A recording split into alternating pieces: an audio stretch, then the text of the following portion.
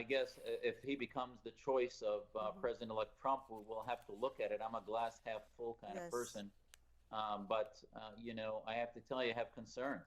Here's a guy who had the company he ran double the size of any other oil company in the planet, had basically hundreds of billions of dollars invested with Russia, was given an award and had it pinned with multiple photo ops in 2012 by Putin, who was at that time just getting ready to do operations in Syria and held off for a few years, but was fortifying his base in Tartus and elsewhere. So, I as a freedom activist, am always concerned. It's interesting.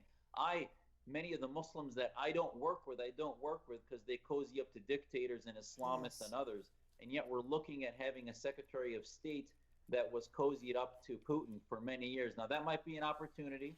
I don't know what his positions are. He's had one speech at CFR where he spoke about the harm of sanctions. So here's a guy who basically doesn't believe sanctions work.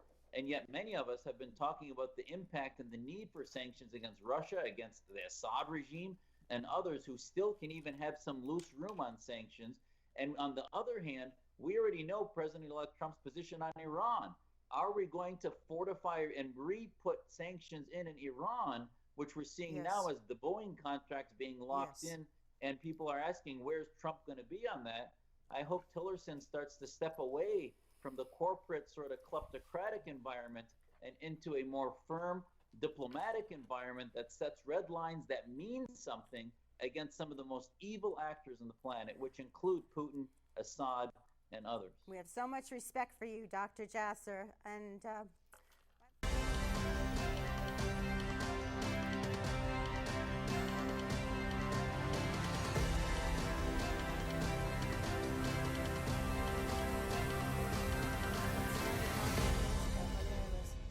on the West Coast, come on in here with me.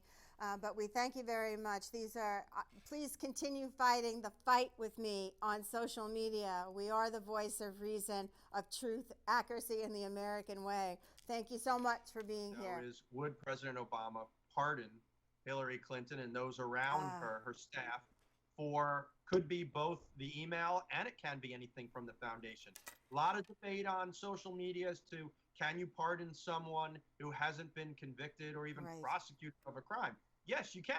Absolutely. The pardon power of the president allows that to happen, even though actually the president himself made a statement that seemed to throw that into doubt, but there isn't a doubt. So I think if there was any serious concern that there could be something that would happen to Hillary Clinton or her foundation, you might see President Obama in his last days pardoning her. Now, if not, publicly, we don't know of any evidence with respect to prosecutorily, with respect to the emails, at least not by lying. I only know what's been stated publicly.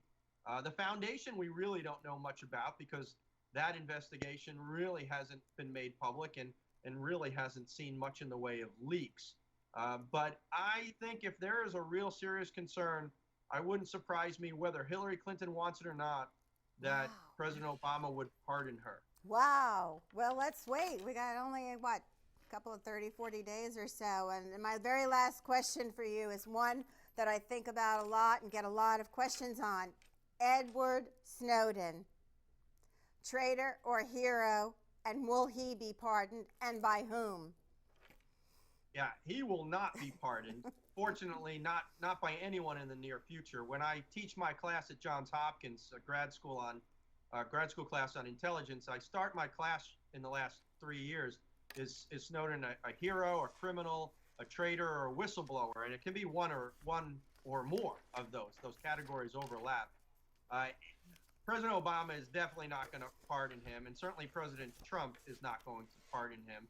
In fact, the incoming, assuming he would be confirmed, CIA nominee, Congressman Pompeo, has made public statements that he wants Snowden to be executed.